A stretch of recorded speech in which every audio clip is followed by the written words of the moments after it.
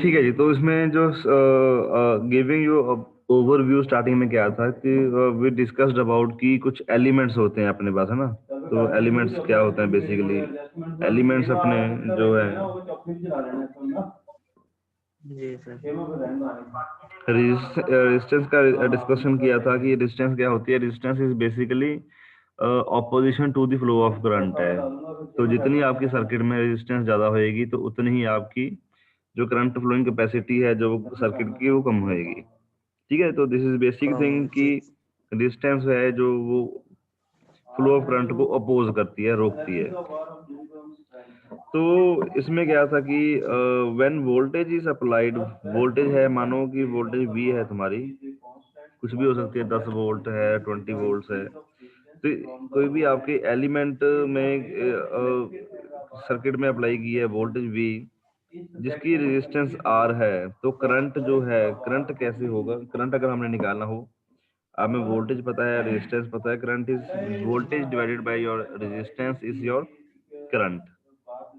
Similarly अगर resistance निकालनी है, voltage divided by current is your resistance, and voltage is equal to current into resistance. ठीक है। तो एक बेसिक सी अच्छा। एग्जांपल थी, वोल्टेज आपको 10 वोल्ट दी हुई है, रेजिस्टेंस आपको 2 ओम दी हुई है, तो आपका क्या करंट क्या होएगा? तो करंट आपका 5 एम्पियर हो जाएगा इसमें। ठीक है। तो इसके बाद इंडक्टेंस थी। इंडक्टेंस क्या है? It is property of an element due to which it opposes.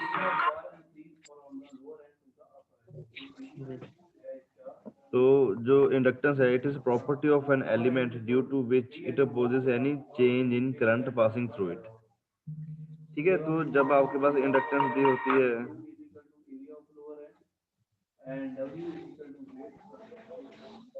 जब आपके पास इंडक्टेंस दी होती है तो इंडक्टेंस कैसे डिनोट करते हैं? This is your inductance. ये होल्ड करो यार। सो ये जो है this is your inductance show हुई है। तो इंडक्टेंस अगर हमने निकालना है तो उसमें वोल्टेज का क्या फार्मूला होता है? Is equal to L multiplied by D I by D T. So whenever your inductance part is involve, तो हमें जब कैलकुलेट करना है तो it is L multiplied by differential of current with respect to time. तो ये अपने इसका भी प्रूफ है कि हाँ जी ये D I by D T कैसे है। तो दिस इज नॉट अपने सिलेबस में नहीं है, जो हम एडवांस स्टडी करेंगे तो उसमें ये आ जाएगा। ठीक है। तो इंडक्टेंस की यूनिट हेनरी होती है, रेजिस्टेंस की यूनिट ओम होती है। तो D I by D T rate of change of current हो जाएगा। तो एम्पियर करंट की यूनिट होती है। तो इंडक्टेंस ऑफ, इसमें बताया था कि आपका इंडक्टर है मान लो, तो उसकी जो इंडक्टेंस है 1 हेनरी होएगी। कब होएगी? When current is changing at the rate of 1 ampere per second and produces in it a voltage drop of 1 volt. तो इंडक्टेंस आपकी 1 हेनरी हो जाएगी। तो इसके बाद we discussed about your capacitance. तो capacitance is capability of an element to store electrical charge within it. तो it is the property of an element due to which it opposes any change in voltage. Capacitance जो होती है, ठीक है। तो Q charge वगैरह store है, तो ये सारा कुछ हमने, ये बेसिक हमने डिस्कशन किया था इसमें। तो इसके बाद था आपका ओम्स लॉ वगैरह हमने डिस्कस किया है, तो वो आप लेक्चर नोट्स है आपके पास शेयर हो जाएंगे, तो वो आप कर लोगे उसमें। ठीक है। जी ठीक।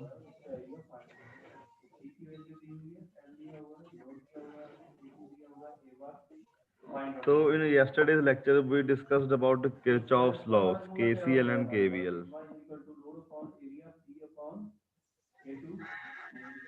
ठीक है। तो किसे किसे याद है कि KCL क्या था?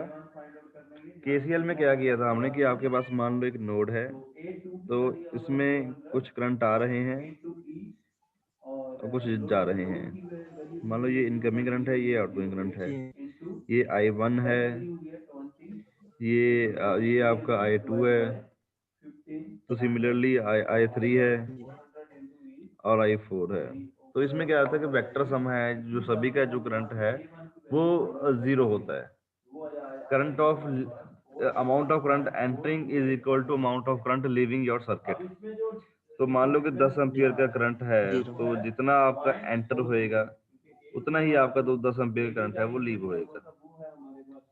तो ये अंडर स्टैंडर्ड कंडीशन है कि किरचॉफ्स करंट लॉ बोलते हैं कि the current entering at the node must be equal to current entering exiting the node आपका, ठीक है।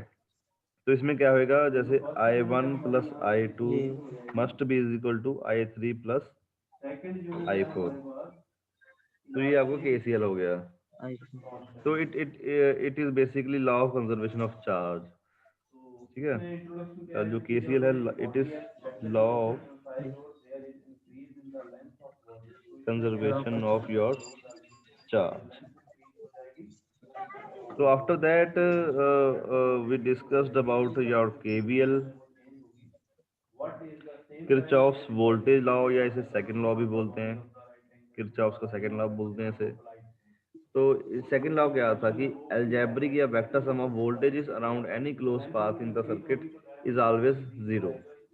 मतलब क्या, अगर दो वोल्टेजेस हैं इसमें तो उनका अलजेब्रिक सम है V1 प्लस V2 या कुछ भी है वो जीरो होगा। तो it is working on the law of conservation of your energy.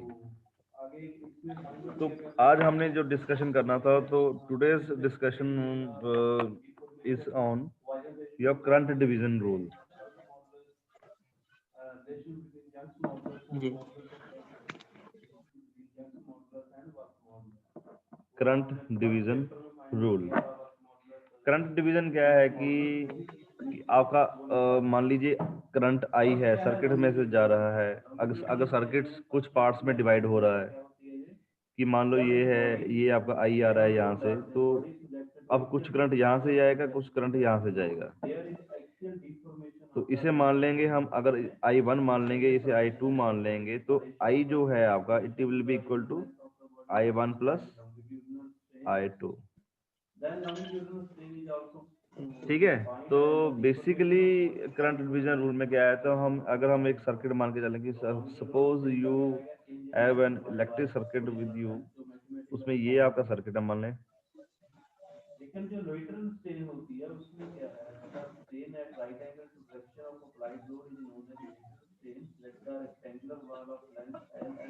ये मानेंगे हम कि रेजिस्टेंस R1 है, ये मानेंगे रेजिस्टेंस R2 है। तो ये वोल्टेज अप्लाई हो रही है V यहाँ पे, और ये करंट है जो I यहाँ से जा रहा है, I करंट जा रहा है यहाँ से। तो इस पार्ट में से जो करंट निकल के जा रहा है उसे हम मानेंगे I1 है, और जो यहाँ से जा रहा है इसे हम मानेंगे I2 है, such that I is equal to I1 plus I2। अब ये हमें KCL अप्लाई करनी है यहाँ पे। तो bye implementing KCL, implementing KCL, Kirchhoff's current law, I is equal to I1 plus I2। चाहे तीन पार्ट्स में डिवाइड हो तो वो हमेशा आपका I1, अगर मान लीजिए एक और यहाँ पे होता तो ये सर्किट होता, I1 होता, I2 होता, तो I3 होता। तो I की वैल्यू आपकी होनी थी I1 plus I2 plus I3, ठीक है। अब I is equal to I1 plus I2 है। I1 is the current flowing through resistance R1, I2 is the current flowing through the resistance R2, ठीक है। अब क्या है कि I इज इक्वल टू, हमने बोला है कि I1 plus I2, where I क्या है, I1, I का फॉर्मूला क्या था, V is equal to IR होता है आपका। तो I क्या होएगा, जी V बाई R, यही होगा। जी भाई जी V is equal to current multiplied by resistance है। तो इसमें से I का क्या होगा, R आपका यहाँ पे चला जाएगा नीचे इसके, ठीक है।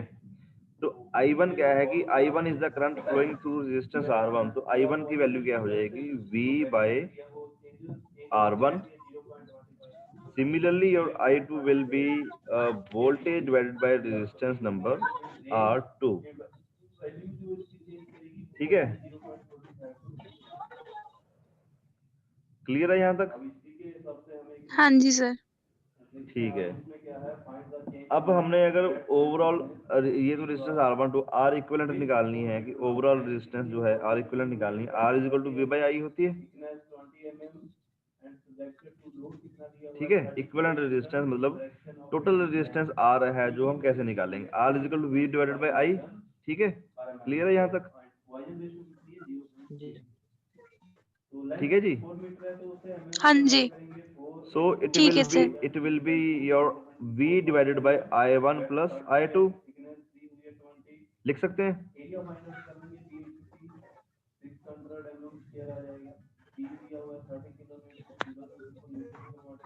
हो गया, क्योंकि हमने ऊपर बताया है कि I1 और I2 में डिवाइड हो रहा है, तो I is equal to I1 plus I2। ठीक है, और I1 और I2 की वैल्यूज आपने ऑलरेडी निकाली हुई है। So it will be V divided by I1 की वैल्यू क्या है, V by R1 plus V by R2। ठीक है जी, तो आपका ये आ जाएगा।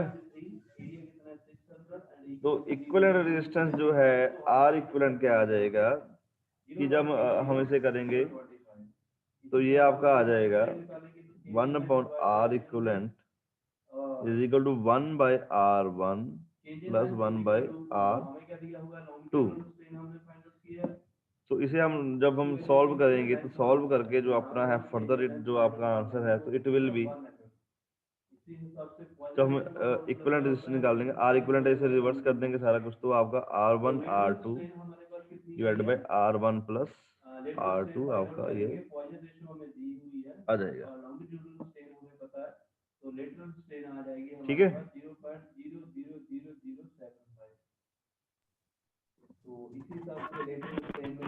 ये तो हो गया आपका करंट डिवीजन रूल। अब इसके बाद है वोल्टेज डिवीजन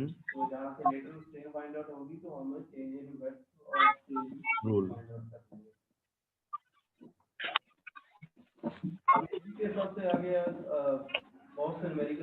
अच्छा, करंट डिवीजन में एक और मैं आपको थोड़ा सा बता देता हूँ। करंट डिवीजन में current is divided along the parallel branches. ठीक, चलो इससे पहले हम एक और चीज करते हैं।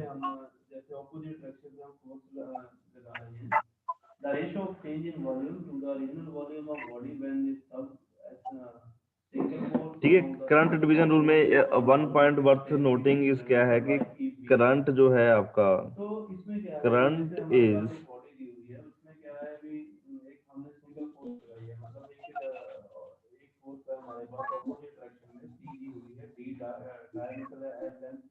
Current is divided along the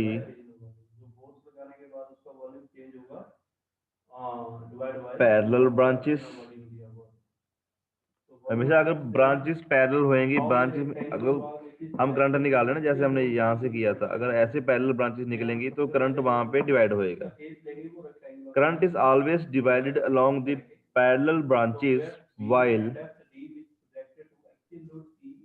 while your voltage remains constant across them।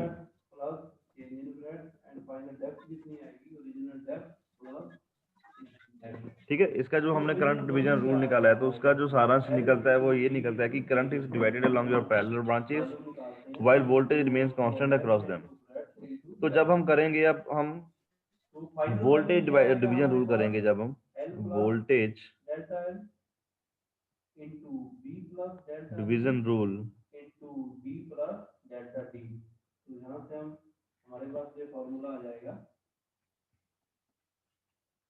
तो जो हमारे हम फाइनल इसमें निकालेंगे, फर्स्ट हमारे पास क्या है, वोल्टेज डिवीजन रूल में क्या है कि वोल्टेज जो है आपकी, voltage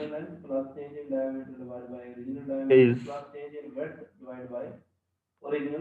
divided in series circuit and change in diameter divided by original diameter, while change in diameter breadth divided by current original breadth is equal to lateral strain. तो remains the इसके same. साथ हमारा जो final आएगा वो है change in length parallel circuit में आपकी वोल्टेज सेम रहती है, करंट डिवाइड होता है, और सीरीज सर्किट में आपकी करंट सेम रहती है और वोल्टेज डिवाइड होती है। तो ये आपने हमेशा याद रखना है, ठीक है। तो इसमें जैसे कैसे, अभी मान लीजिए आपके पास सर्किट है, ये है आपका सर्किट, तो जो पहले एग्जांपल इन्होंने दी थी, एल दिया हुआ है हमारे पास 4000 mm, वेट दी हुई है 30 टी और डी दिया हुआ है 20, न्यू 0.3 है जो हमने पहले न्यूमेरिकल सॉल्व किया था। तो जब उसकी हम सो दिस इज योर V। अब मान लीजिए ये है आपका रेजिस्टेंस R1 और ये है आपका रेजिस्टेंस नंबर R2। अब वोल्टेज डिवीजन रूल क्या कहता है कि जो आपका R1 है उसके अक्रॉस जो वोल्टेज है वो V1 होएगी, और जो रेजिस्टेंस R2 है उसके अक्रॉस वोल्टेज है वो आपकी V2 होएगी।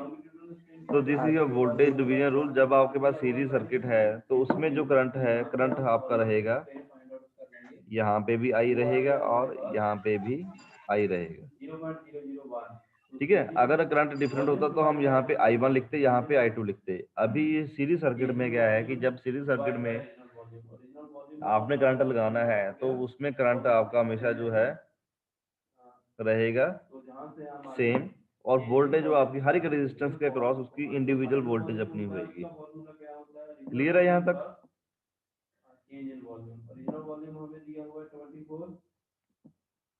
कोई यहाँ पे दिक्कत, अगर कोई हो, डाउट हो तो मैं दोबारा क्लियर कर देता हूँ आपका। 2400 into 10³ plus 240 mm, तो जो हमारे पास फाइनल आ जाएगा 2400 हाँ संजना, ठीक है, क्लियर है? हाँ जी सर, हो गया। हाँ जी सर। ठीक है, ठीक है वैशाली। Yes sir. हाँ जी अरमान, समझ में आ रहा है?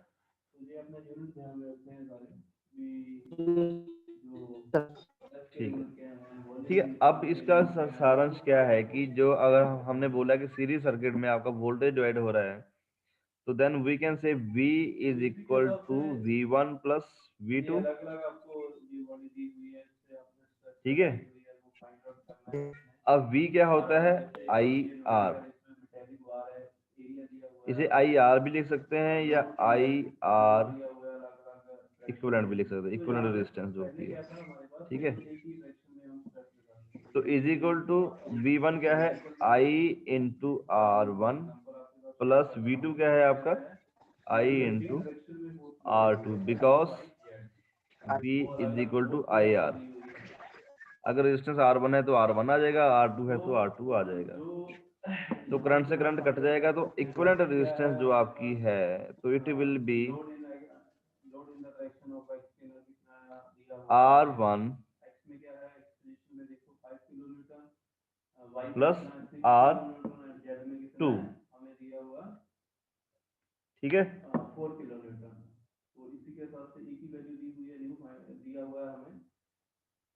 जब हम स्ट्रेस निकालेंगे इस फ्रैक्शन में, उसका फॉर्मूला क्या है? Sigma x equal to load upon area, ठीक है। यहाँ तक R इक्विवेलेंट आपका ये आ जाएगा। R इक्विवेलेंट जो रेजिस्टेंस है आपकी R1 प्लस R2 है, तो ये तो क्वाइट ऑब्वियस है।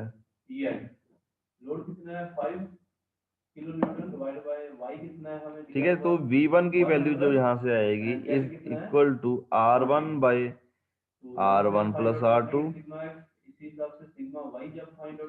एंड V2 की वैल्यू आएगी it will be R2 divided by, एक मैंने आपको ना एक बुक भेजी हुई है ग्रुप में, तो जो नए हैं उनके लिए मैं दोबारा भेज दूंगा, तो उसमें भी आप कंसल्ट कर सकते हो। CL वधवा की जो बुक है, तो उसमें भी आप सारा कुछ देख सकते हो, सारा इसमें सारा प्रॉपर दिया हुआ है।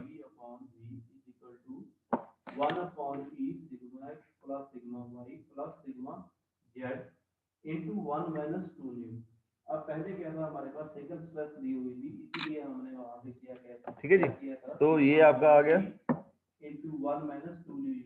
मैं स्टार्टिंग से बता रहा हूँ एक बार। तो वोल्टेज डिवीजन रूल में क्या है कि आपके पास सीरीज सर्किट है, तो सीरीज सर्किट में दो रेजिस्टेंस आपको गिवन है, तो the V1 is where V1 is the voltage across your resistance R1, तो और V2 is the voltage across resistance number R2.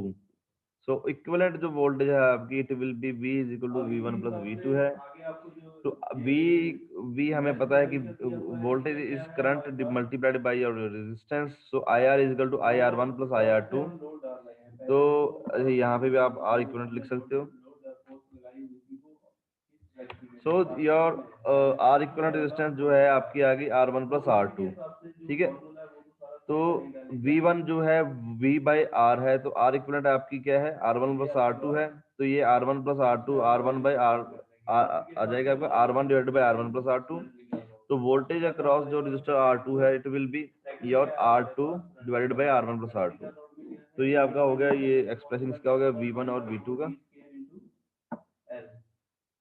ठीक है।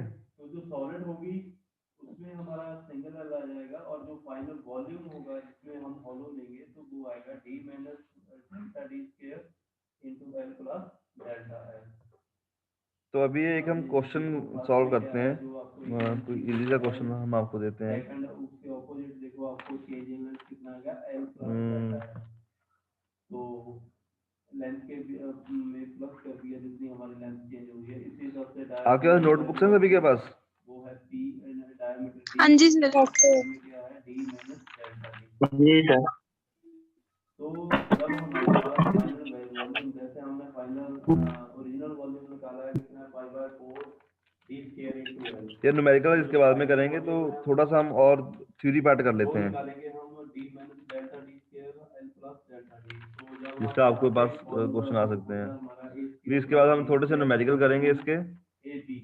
तो न्यूमेरिकल करने के बाद आपका थोड़ा क्लियर आउट हो जाएगा कि हाँ जी ये वोल्टेज डिवीजन रूल या करंट डिवीजन रूल है जो आपका क्या है, ठीक है। मैं न्यूमेरिकल निकालता हूँ। चलो एक क्वेश्चन है, आपको क्या करना है, कैलकुलेट दी करंट। क्वेश्चन में लिखता हूँ आपको,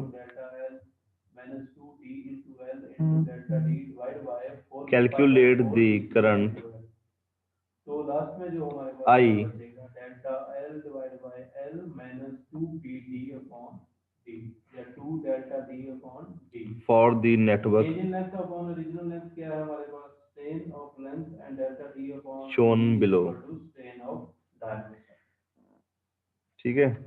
इसी के हिसाब से जो आपको फार्मूला आपको न्यूमेरिकल दिया हुआ है, इसके जो हमने फार्मूला पुट करके आगे, क्योंकि देख बाकी तो जो निकाली स्ट्रेन निकाली स्ट्रेस निकाली वो सभी में सेम होगा, चाहे रेक्टेंगुलर हो चाहे वो दूसरा हो, लेकिन जो वॉल्यूमेट्रिक स्ट्रेन है वहाँ पे वो उसका जो फार्मूला हमने अभी फाइंड आउट किया है वहाँ पे वैल्यू पुट करेंगे। Change in volume divide by original volume is equal to delta L upon L minus 2 delta D upon D। यहाँ पे हमने हमारे पास वैल्यू आई थी 624 माइनस 84 mmg क्यूब, ये हमारा आ गया आंसर। नेक्स्ट है हमारे पास work modulus. 4 8 12 and this is your 16, है, ठीक है। आउंगे सॉन्ग वन दे विच ठीक है, I1 आपका, ये I1 मान लो, इसे I2 मान लो, इसे आप I3 मान लो, इसे I मान लो, इसे I5 या 4 में कुछ भी मान लो। तो आपने क्या करना है कि आपने ये करंट निकालना है,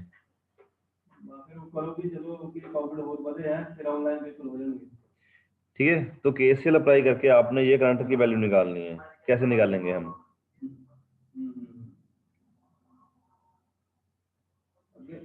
वर्क मॉडुलस क्या होती है, दोनों की बॉडी है जो म्यूचुअली सम ऑफ होती है, equal direct stress incoming current, sum of incoming current is equal to summation of outgoing current, ठीक है। ऐसे ही था।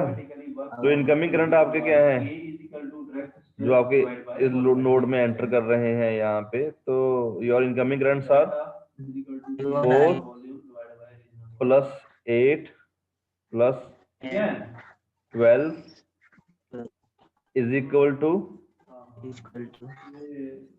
क्या होगा, सर ये तो I4 I प्लस कितना है ये 16। 16 ठीक है, अटेंडेंस तो आई की वैल्यू क्या आ जाएगी अपनी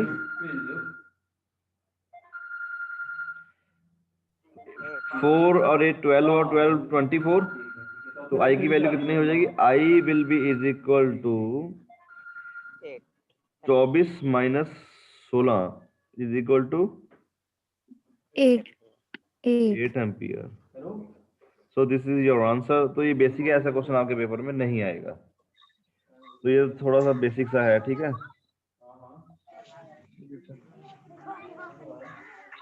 अगर हम एक और सर्किट की बात करें कि मान लो अपने पास एक और सर्किट है, तो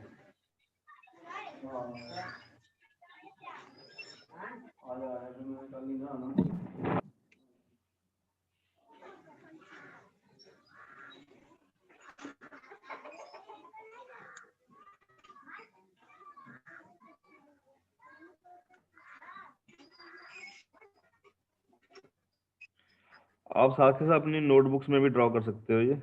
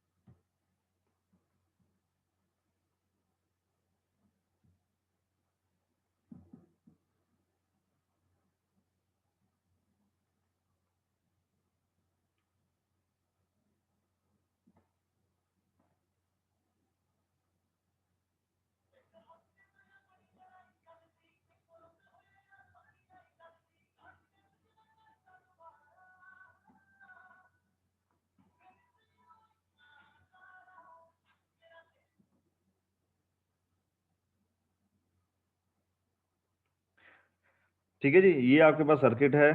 तो calculate the value of current in various registers. तो I1, I2 और I3 की वैल्यू निकालनी है आपने हर एक रजिस्टर में।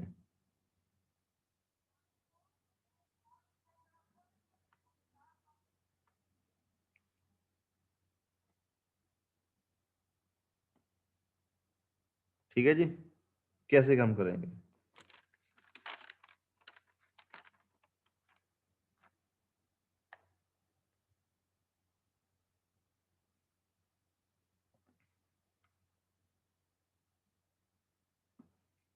तो हमने इसमें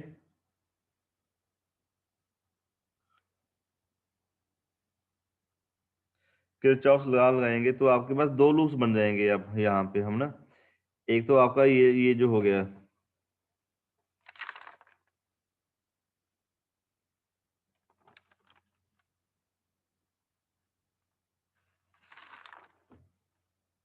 देखिए, ठीक है। तो हम यहाँ पे KVL लगाएंगे आपका। तो दिस इज योर लूप 1। तो यहाँ पे अगर हम KVL लगाएंगे तो देखिए यहाँ से तो 8 प्लस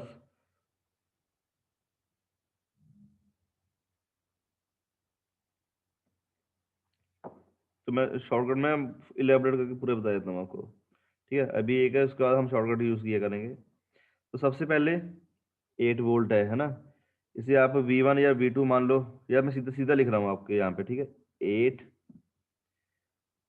माइनस I1 इंटू, इसे मैं R1 मान के चलूँ कि सीधा लिख दूँ, वैल्यू सीधी लिख दूँ,